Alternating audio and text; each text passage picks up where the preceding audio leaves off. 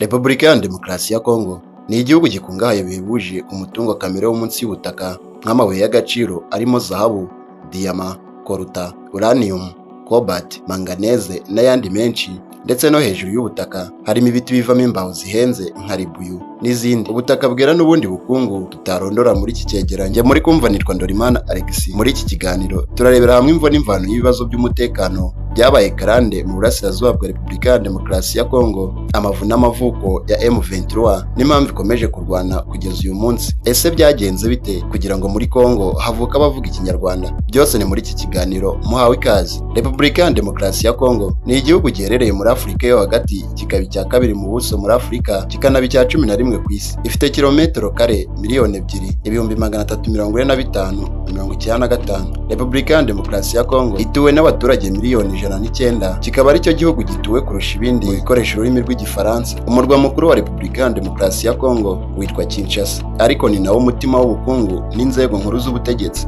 Repubulika ya Demokarasi ya Kongo ihana imbibi n'ibihugu aribyo Repubulika ya Kongo bita Brazzaville, Sudani y'Epfo, Uganda, u Rwanda, u Burundi, Tanzania, Zambia na Angola, ikanakora ku nyanja ngari ya Atlantique. Repubulika ya Demokarasi ya Kongo ni igihugu gikungahaye bihebuje ku mutungo kamere wo munsi y'ubutaka nk'amabuye y'agaciro arimo zahabu, diyama, koruta, uranium, cobalt, manganese n'ayandi menshi, ndetse no hejuru y'ubutaka harimo ibiti bivamo imbaho zihenze nka ribuyu n'izindi. Kuva umwami w'Ububiligi Leopold wa kabiri yakwima ingoma mu 1865, yahoranaga intimba ku mutima yaterwaga no kuyobora igihugu gito kandi kigendera ku tegeko nshinga, bikajyana no kwibona nk'umukene kuko atagiraga umutungo ufatika, bigatuma yireba akiburira agaciro. Nubwo yari atangiye urugendo rwo kuba umwami wa kabiri w'Ububiligi ku myaka 30, Leopold wa kabiri yari afite icyizere cyo kuzahindura ibintu, ndetse yari yaramaze gutegura gahunda y'ibikorwa yari ikubiyemo gushaka igice cy'isi Ububiligi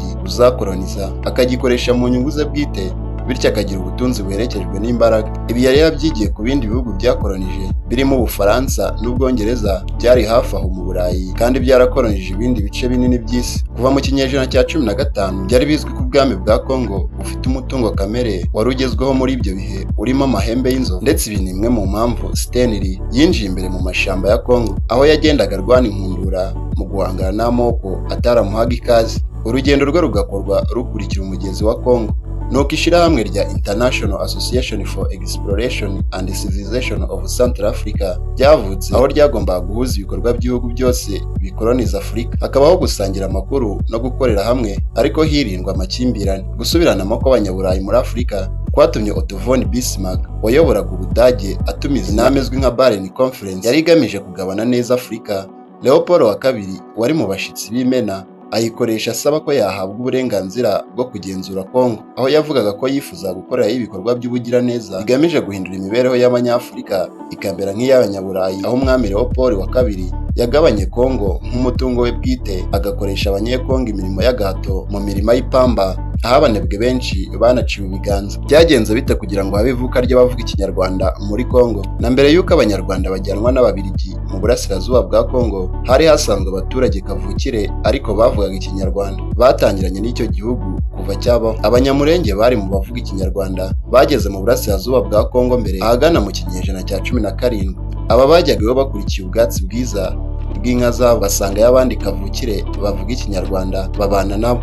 Mu nama ya Barire yo mu 1884 n'1885, ibihugu by'i Burayi byari byarigaruriye Afurika byemeranyije ku mipaka misha yagombaga kugenga ibihugu bagenzura, nyuma y'uko bari bamaze igihe bapfa ubutaka kuri uyu mugabane bari bakolonije. Uburyo imipaka yaciwe bishingiye ku buryo karemano, nko gushingira ku biyaga n'imigezi, imisozi n'ibiyaga n'ibindi bitandukanye. U Rwanda ruri mu bihugu byahombeye bikomeye muri iri gabana, kuko ibice rwari rufite mbere y'iyo nama byagabanyijwe cyane. Ku ruhande rwa Kongo, u Rwanda rwatakaje ibice bya Goma, Masisi, Rucuru, Ijwi, mu gihe Mbarara na za Gisoro narwo rwagiye kuri Uganda. Ibi byakozwe kuko Ubudage bwari bwarakolonije u Rwanda butifuzaga kugira imbaraga muri Afurika, bityo Ubudage bwakolonije Kongo n'Ubwongereza bwakolonije Uganda bigahabwa ubutaka mu buryo bworoshye. Mu gihe inkubiri yo gushaka ubwigenge bwa Afurika yatangiraga gukaza umurego ahagana mu 1960, Ababiligi babonye neza ko umubare munini w'Abanyarwanda bimuriye muri Kongo ushobora kuzateza ibibazo.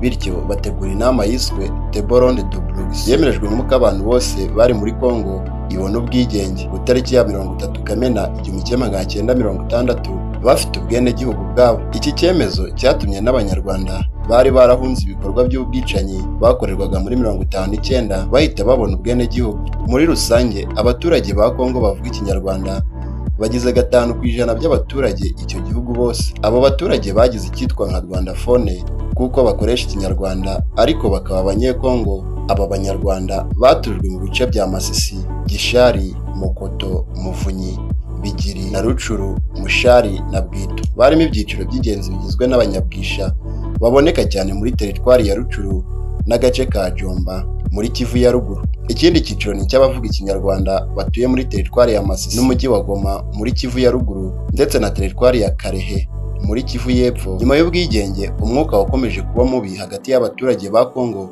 bavuga Ikinyarwanda n'abatakivuga. Babashinjaga kubatwara amasambu yabo nubwo bari barayahawe n'Ababiligi. Mu matora y'abadepite mu 1964 abanyepolitike bagerageje kuririra kuri urwo rwango bavuga ko Abanyekongo bavuga Ikinyarwanda batujuje ibyangombwa bityo ko badakwiriye gutora no gutorwa.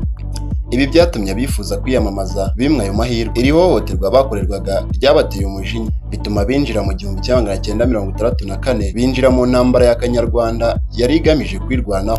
Mu 1965 Mobutu Sese Seko yafashe ubutegetsi atangaza ko politike y'amoko ikwiriye gushyirwaho iherezo. Buri muturage wese uri muri Congo ntagire urwikekwe rwo kwitwa umunyamahanga cyangwa ngo hagire uwumva ku bwoko bwe buruta ubw'abandi. Ibi byatumye intambara ya Kanyarwanda ihagarikwa, ariko urwikekwe hagati y'abavuga Ikinyarwanda n'abandi baturage ba Congo rukomeza kubaho. Cyakora muri rusange ibi byahaye abavuga Ikinyarwanda agahenge. Bamwe muri bo nka Bisengimana Rwema Barthélemy bagira imyanya Mobutu yazuye akaboze. Mu ntangiriro z'imyaka 1980 ubutegetsi bwa Mobutu bwatangiye kugaragaza ibimenyetso byo gucika intege, bityo na politike ze zitangira gucika amazi. Ubwo Mobutu yageraga ku butegetsi, Kongo yari igihugu cya kabiri gifite inganda nyinshi ku mugabane wa Afurika inyuma ya Afurika y'Epfo. Nyamara mu 1979 ubushobozi bw'abaturage bwo guhaha bwaragabanutse cyane bugera kuri 4% gusa ugereranyije n'uko bwanganaga mu 1960. Mu 1970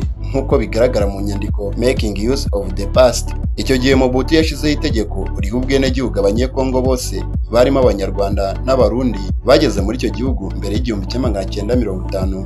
Byagenze bite kugira ngo Habyarimana akurikirane impunzi zo muri 59? Muri aka kavuyo kose Perezida Juvenal Habyarimana yari afite ikibazo gikomeye cy'uko Abanyarwanda bari barahunze muri 59 na 73 bashoboraga kuzamuteza ikibazo kuko bari barafatishije ubuzima. Abana babo barize neza, abandi barabaye abacuruzi, mbega ubona ko bisanze mu gihugu bakiteza imbere. Ubwo bwoba nibwo bwatumye leta ye cyane cyane inzego z'ubutasi zitangira gushaka ubufatanye n'abayobozi b'Abahutu muri Kivu ya ruguru n'Iyepfo, bagenda babahuza kugeza ubwo bashinzwe icyiswe Micho Association of the Agriculturists of the Virunga, ryari ishyirahamwe ry'Abahutu bavuga Ikinyarwanda.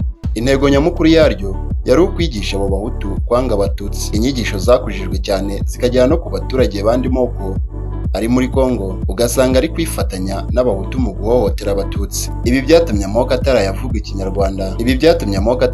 Ikinyarwanda nk'Abamanyanga, b'Iwarikari, Ababahunde, b'Imasisi bose bagenda bijandika mu bikorwa byo guhohotera Abatutsi. Nyuma ya Jenoside yakorewe Abatutsi mu 1994 abayigizemo uruhare bahungiye muri Congo banagira uruhare mu kwica Abatutsi bari muri icyo gihugu. Muri 1994 hashyizweho komisiyo yihariye y'abadepite yari igamije kureba ingaruka impunzi z'Abahutu zagize ku baturage gakondo ba Congo n'inkomoko nyayo y'Abanyarwanda batuye Congo Zaire y'icyo gihe. Iyi komisiyo yanzuye ko Abarwandafone bose atari Abanyekongo ahubwo ko ari abanyamahanga bakwiriye kwirukanwa. Yewe n'Abanyamurenge bari bamaze imyaka irenga 100 ku butaka bwa Congo babwiye ko ari abanyamahanga bigize abenegihugu ku ngufu. Muri Kanama 1995 leta ya Zaire yirukanye abaturage barenga 15,000 ivuga ko ari Abanyarwanda n'abasigaye ibateguza kuzinga utwabo.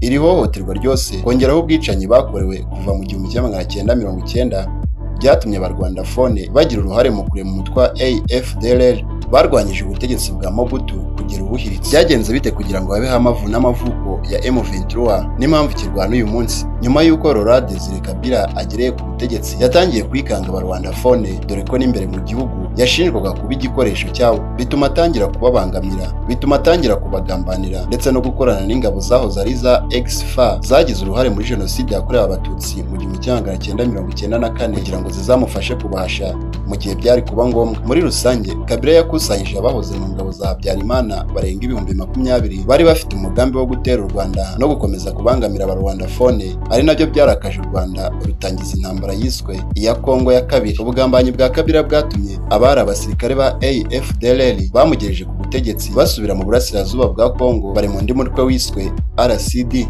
Goma yari iyobowe na Azarias Ruberwa wahise ufata umujyi wa Goma na Bukavu rugikubita. Ibi byatumye leta ya Kabila yemera kujya mu masezerano yagombaga gushira iherezo ku bikorwa by'ihohoterwa byakorerwaga abavuga ikinyarwanda mu burasirazuba bwa Kongo. Byari ku nshuro ya mbere leta ya Kongo igiye mu mishikirano n'umutwe uharanira inyungu z'abarwandafone.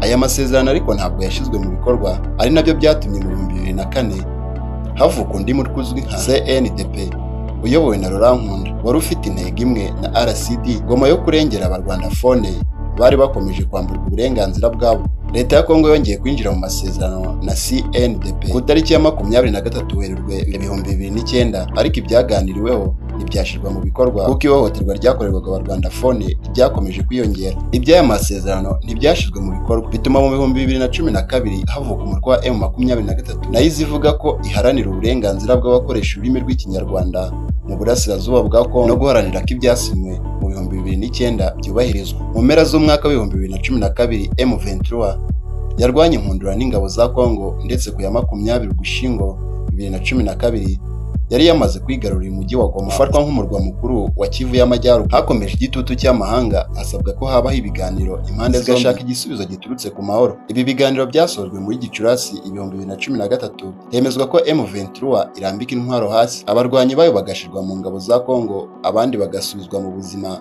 busanzwe. Hanyuma M23 ikaba umutwe wa politiki. Igice kimwe cya M23 nayo yasaga n'iyacitsemo ibice cyahungiye mu Rwanda, ikindi gihungira muri Uganda, hategerejwe ko ibyo leta ya Kongo yemeye bishyirwa mu bikorwa. Habaye inama zitandukanye zigamije gushyira mu bikorwa ibyemejwe mu masezerano y'i Nairobi mu 2013, ariko bibi by'ubusa. Leta ya Kongo ikabigendamo biguru ntege. M23 ihora itangaza ko yagerageje kenshi kumvikana na leta ya Felix Tshisekedi ku gushyira mu bikorwa amasezerano ya Nairobi, hanyuma bikaba iby'ubusa kuko Kinshasa yagaragaje ubushake buke bwa politiki. Leta ya Kongo ikomeje gushinja u Rwanda gushyigikira M23, ibyo u Rwanda ruhakana rwivuye inyuma. U Rwanda rushimangira ko ikibazo cya M23 ari ikibazo cy'imbere muri Kongo gikwiye gukemurwa n'ubuyobozi bwa Repubulika ya Demokarasi ya Kongo butitwaje ururimi n'ubwenegihugu bw'abantu. Ingaruka ni nyinshi, nk'ubu abantu barenga 6 miliyoni nibo bamaze guhunga intambara mu burasirazuba bwa Kongo. Ubucuruzi hagati y'ibihugu bwakomwe mu nkokora, abaturage bugarijwe n'inzara, uburwayi n'ubushomeri kubera umutekano muke. Amahanga arasabwa gukomeza gusunika inzira y'ibiganiro aho gushyira imbere intambara. Umutekano wo mu burasirazuba bwa Kongo uzagerwaho ari uko uburenganzira bw'abantu bose bwubahirijwe, hakabaho politiki ihuza aho guheza bamwe ku ishingiro ry'amateka yabo cyangwa indimi bavuga. Mu gusoza iki cyegeranyo, turizera neza ko bigaragara neza ko ikibazo cy'abanyekongo bavuga ikinyarwanda gifite imizi mu mateka ya kera, kikaba gikeneye igisubizo cya politiki. Leta ya Kongo ikagirana ibiganiro na M23, imitwe yitwaje intwaro irenga 200 ibarizwa mu burasirazuba bwa Repubulika ya Demokarasi ya Kongo, ikadwanwa impunzi z'abanyekongo bavuga ikinyarwanda zahungiye mu bihugu bituranye nka Uganda n'u Rwanda no mu mahanga ya kure. Nta kindi bizafasha leta ya Kinshasa usibye urusaku rw'amasasu